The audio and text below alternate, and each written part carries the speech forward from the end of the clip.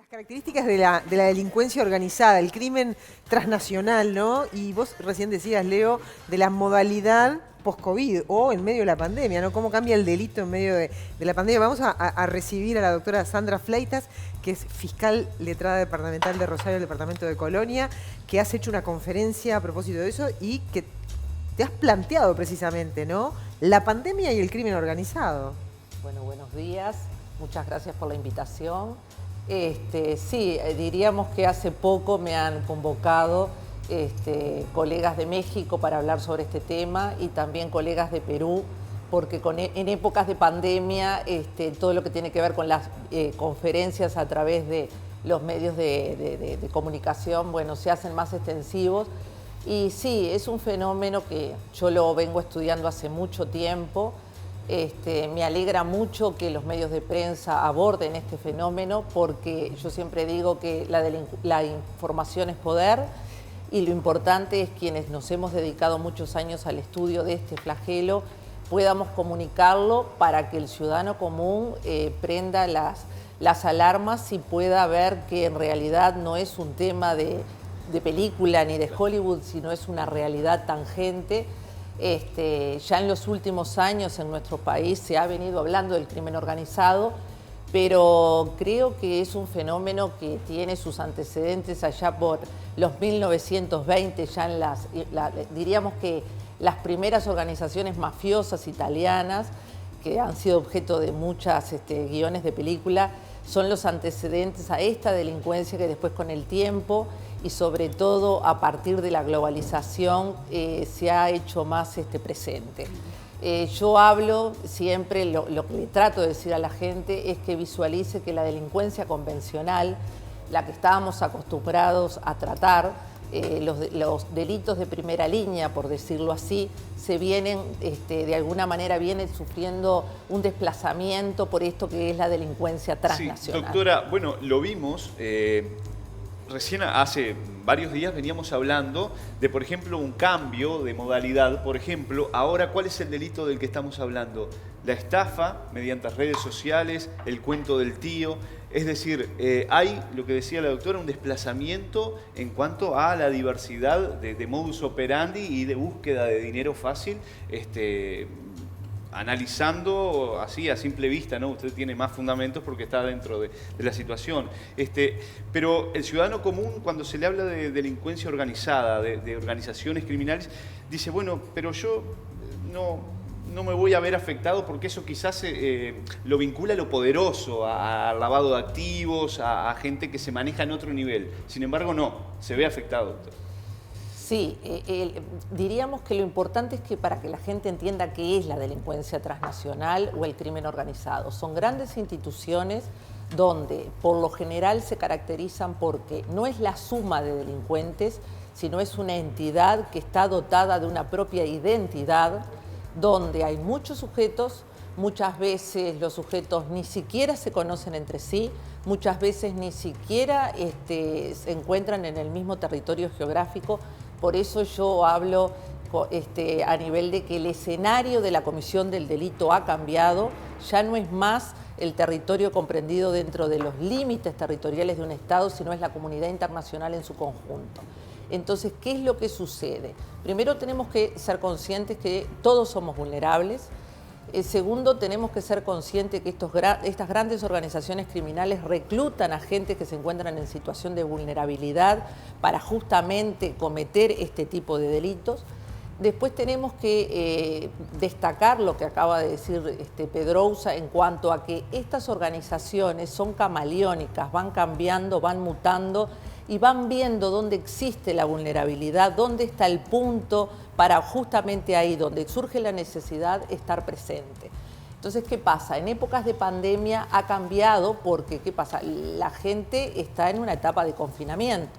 Entonces, capaz que aquello que se veía como podía ser los hurtos cometidos en los domicilios o los hurtos cometidos a las personas que se encuentran circulando dentro dentro de la ciudad, vienen siendo desplazados por otro tipo de conductas delictivas que ven en la necesidad el punto de atracción. Y ahí viene, por ejemplo, el tema de la estafa, es uno de los tantos. Pero cuando estamos hablando de todas estas cosas, para el televidente sobre todo, estamos hablando del Uruguay. Todas estas cuestiones pasan en el Uruguay. La ruta del lavado de dinero atraviesa el país, porque estamos hablando del crimen transnacional, como decís vos, ¿no?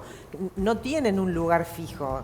O sea, la red es planetaria en este caso, ¿no? ¿Cuál es la característica? ¿Cómo pueden, por ejemplo, burlar los sistemas bancarios, financieros? Porque habitualmente no tienen, usted cuenta en su investigación, que los bienes no están a nombre de los lavadores, por ejemplo, ¿no? Están a nombre de otras empresas. Son empresas. ¿Cómo operan? ¿Cómo hacen para penetrar en los sistemas financieros, bancarios, por ejemplo, uruguayos? ¿Cómo hacen? Bueno, yo creo que tenemos que tener en consideración lo siguiente. Primero, que estas grandes organizaciones criminales tienen mucho dinero. Entonces, ¿qué pasa? Al tener dinero, el dinero los compromete. Porque, ¿qué pasa? Si usted tiene plata y no puede justificar de dónde la tiene, de dónde la hubo, y como ese dinero o bienes muebles o inmuebles tienen una procedencia ilícita, usted tiene necesidad de desprenderse de ellos para que las autoridades, cuando constaten que usted no tiene los bienes, ya es un elemento menos que tienen para incriminarlo. Entonces ahí está lo que se conoce por el delito de lavado de activos. Un ejemplo, el caso Balcedo, ¿entraría dentro de este perfil?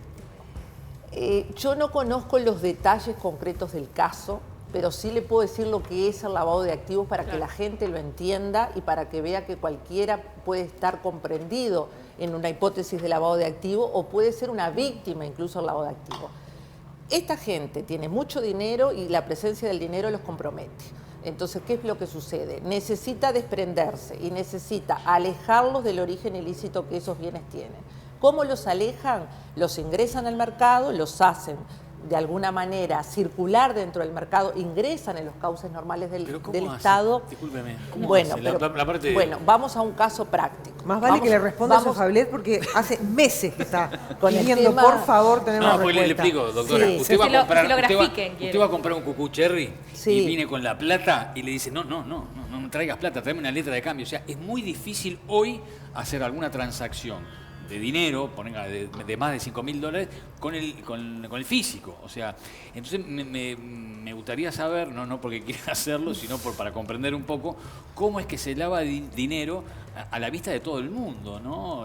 Porque no estamos hablando de $5.000, estamos hablando de fortunas, ¿no? ¿Cómo puede ser que un escribano entre un dinero para la compra de una casa, de un auto carísimo como lo del turco, ¿no? Una Ferrari, un yacht y una casa, y todo fue en transacciones que se hicieron por arriba, nadie fiscalizó, iba plata para un lado y para otro, toda plata mala vida, y no hubo ningún control. Y yo voy a comprar un cucú cherry y, perdón que mencione cucú cherry, ¿no? Y le hacen la vida imposible. Exacto. A ver. No, lo que pasa que, tienen distintas modalidades y opera de distinta manera. Nosotros, los que estudiamos este delito, sabemos que en principio se inició con lo que se llama el pitufeo. ¿Qué es el pitufeo? Es el ingreso en poca cantidad de dinero a el sistema bancario. Entonces usted sabe que hay un sistema que hay sujetos que están justamente, diríamos que hay un desplazamiento de las cargas de vigilancia estatales a los particulares, los escribanos, contadores y demás, que son sujetos obligados, que tienen que, en casos de operaciones que manejan un montón de dinero importante, decir, bueno, pero ¿y dónde está? ¿Dónde es la procedencia? O sea, denunciar lo que se conoce como situación o operación sospechosa o inusual. Pero ¿qué pasa? Usted tiene la posibilidad de ingresar a un cajero y empezar a hacer depósitos. ¿Cuánto es poco? Hasta un determinado monto. Para darnos cuenta. Usted no tiene un control. $5.000. Ok. ¿Está? Entonces, ¿qué pasa? Si usted tiene en una organización que funciona, y yo lo digo para que la gente lo tenga más gráfico, porque vemos, de acuerdo a la responsabilidad, la posibilidad de que queden criminalizados y quienes no, funciona como una especie de pirámide.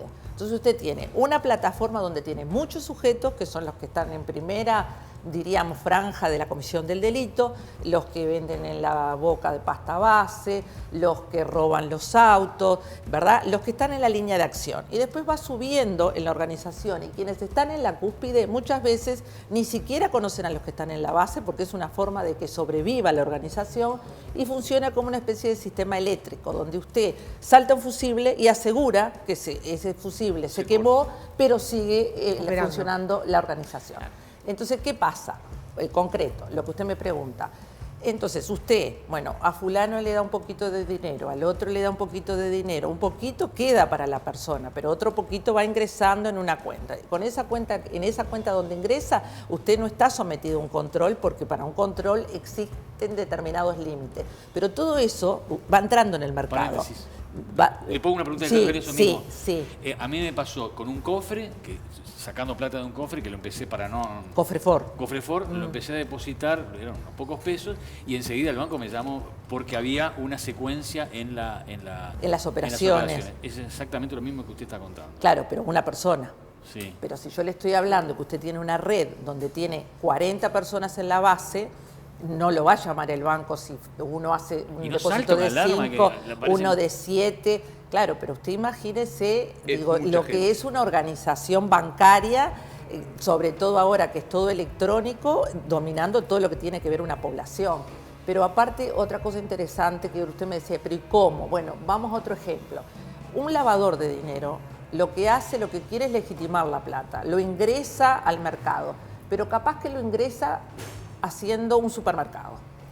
Haciendo un supermercado donde en ese supermercado vende los productos a un precio totalmente atractivo. No le interesa competir con los otros empresarios, lo que le interesa es blanquear su dinero. Entonces le estoy poniendo el ejemplo del supermercado, como le puedo poner el ejemplo muy utilizado en Brasil, sobre todo de los supermercados, de las estaciones de servicio, donde usted tiene un tránsito de dinero permanente y usted los juegos, las salas de juego, las transferencias de jugadores de fútbol, la compra de derechos televisivos, o sea... ¿Cómo hizo para comprar el supermercado? El ámbito, claro, pero digo, si usted es una persona que viene del exterior, ¿verdad? Usted tiene una residencia, tiene una casa y dice, mire, yo tengo una empresa y vengo y lo que quiero hacer es un pequeño emprendimiento económico, porque digo, empiezan de a poco y van dentro del lugar donde se instalan, van creando su propia pero lo que dice Colette, ¿cómo infraestructura? justifican tener ese dinero porque se supone que hay una fiscalización en algún lado, ¿no? Claro, pero ¿cuál es la procedencia de ese dinero? Claro, pero viene la persona, viene con la familia, capaz que puede en su país de origen. Ustedes no se olviden que, hay lugares donde esto del crimen organizado ha avanzado muchísimo y ya las facetas, porque pasa por 3 etapas, ¿verdad? La colocación, la integración específicamente a la economía. Entonces, ¿qué pasa?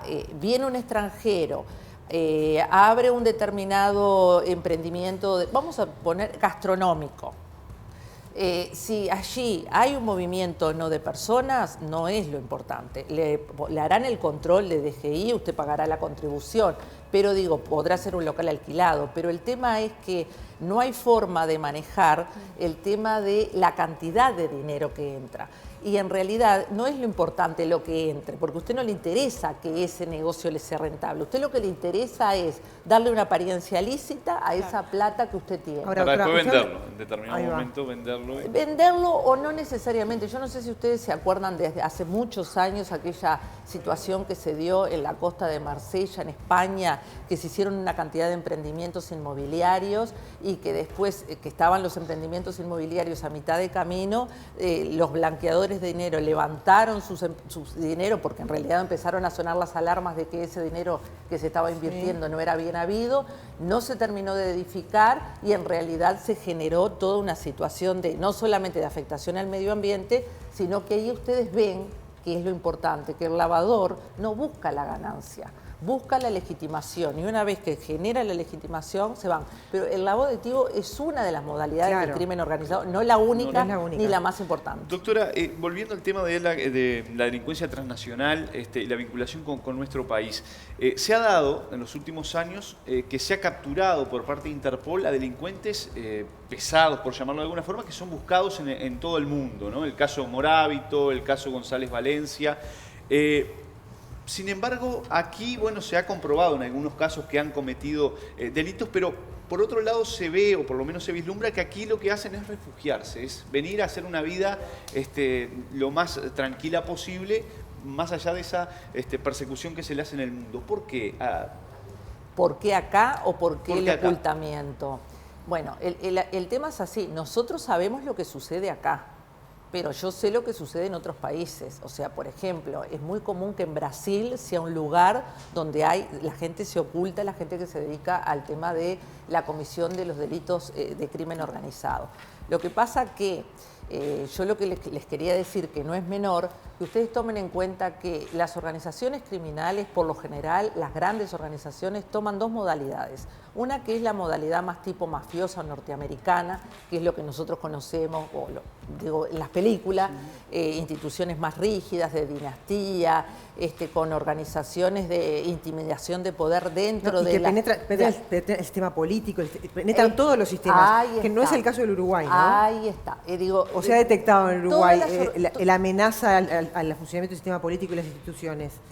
Todas las organizaciones criminales, dentro de sus estructuras, tienen necesariamente contactos con personas que se encuentran dentro de los distintos segmentos políticos, dentro del segmento del poder legislativo, quienes crean las leyes, dentro de quienes investigan los delitos, la policía, digo, y dentro de quienes toman decisiones ¿habría políticas. una presunción de que eso ocurre en el Uruguay? Yo lo que le digo, que hace más de 10 años que estudio el fenómeno de la delincuencia transnacional y es una característica que para que estos grupos sobrevivan, tengan necesariamente que tener contactos en los distintos segmentos. Ahí va. Entonces... Pero en el Uruguay, ¿usted cómo la ve? Las conclusiones las tiene que sacar usted, porque usted tiene más información que yo, porque maneja los medios de comunicación. Sí. Yo lo que puedo hacer es decirle que es así en el mundo y el Uruguay forma parte de la comunidad internacional. Ahora, cuando usted habla de pitufeo, hablaba hoy usted de ese término. En el Uruguay, por ejemplo, hay lugares más atractivos para hacer pitufeo que otros, ¿no? Por ejemplo, uno piensa en Punta del Este. De hecho, ahora la Secretaría de Lavado de Activos estuvo reunida con el presidente y se plantearon como objetivo empezar a controlar más lo que está pasando con las inversiones en Canelones y en Punta del Este, ¿no? Hay pitufeo. El pitufeo normalmente se le dice cuando son los pequeños depósitos en el sistema bancario, porque se acuerdan que no siempre estaban los $10.000 no estamos hablando de inmuebles, no son inmuebles. Un pitufeo uno de los sectores atractivos para los lavadores de dinero es la compra de inmuebles, porque si usted vive en el exterior y usted tiene su casa de vacaciones y dice que le gusta Punta del Este y quiere vivir allí en un lugar bien cómodo, es una buena justificación, que es razonable si uno lo entiende desde el sentido común, pero no es el único lugar donde invierten los lavadores de dinero el mercado inmobiliario. Los lugares más atractivos son los lugares donde hay mucho manejo de dinero y fluido. Por eso yo le decía las estaciones de servicio, los lugares de juego, porque usted ingresa con un determinado dinero a una sala de juego y bueno, depende... Tenemos que ser, pero daría la sensación de que no hay demasiadas normativas que puedan contener, es decir, ¿qué herramientas legales tienen los países, los estados? Pues este es un tema de estados, ¿no? Sí, es un para tema de combatir el crimen organizado, el lavado de activos. Yo diría, para ser concreta y para que quede diríamos un buen mensaje. En primer lugar, la comunidad internacional es el lugar del escenario de la comisión del delito para las organizaciones criminales. El Uruguay forma parte de la comunidad internacional. Existe una convención, que es la Convención de Palermo del año 2000, que habla, miren lo que les digo, de la delincuencia transnacional, y ya allí daba algunas pautas para que los estados definieran en sus legislaciones qué se entiende por crimen organizado. Esa norma, que es a nivel internacional, fue ratificada en nuestro país y existen normativas específicas dentro de nuestro derecho que definen qué se entiende por crimen organizado y dan pautas para poderlo atacar. En definitiva, hay que trabajar. Hay que trabajar no solamente los operadores jurídicos en investigar este tipo de delitos, sino también los comunicadores en hacerle comprender a la gente y sobre todo a quienes vivimos en este país que no es un hecho ajeno a nuestra realidad. Sí, a veces tenemos una falsa moral los uruguayos que nos creemos que acá nos pasan esas cosas. Es que pasa lo mismo con el delito el delito de trata de personas, pasa lo mismo con el delito de tráfico de armas. Hay muchos delitos que uno cree que es de otro lugar, pero en realidad cambió el escenario. Doctora, muchas gracias por haber venido y ya la despedimos, pero quiero leer esto, que es parte de su trabajo. Es bien interesante y a Farel le va a gustar. Estos grupos, dice usted, inducen condiciones económicas que les resultan favorables a través de flujos rápidos de efectivo y cascadas financieras que atraviesan las fronteras, dificultando al extremo las posibilidades de control y de verificación. Los actores del mercado se han convertido en una nueva clase de legisladores virtuales, ¿no?, sin patria, que controlan la capacidad de los gobiernos de aumentar, disminuir, gastar o prestar sus deudas mediante inflación. Es decir, manejan la economía del mundo. Sí. Manejan la economía del mundo. No solo socavan el manejo nacional de la macroeconomía, sino que también influyen en las opciones de la política educacional, ambiental, de seguridad social y de empleo, afectando tanto los ingresos como los valores y la cultura de los ciudadanos. Es muy grande. El problema es cuando no queremos ver qué acá pasa. Muchas gracias. Gracias a ustedes. Gracias. Bueno, muy bien, estamos...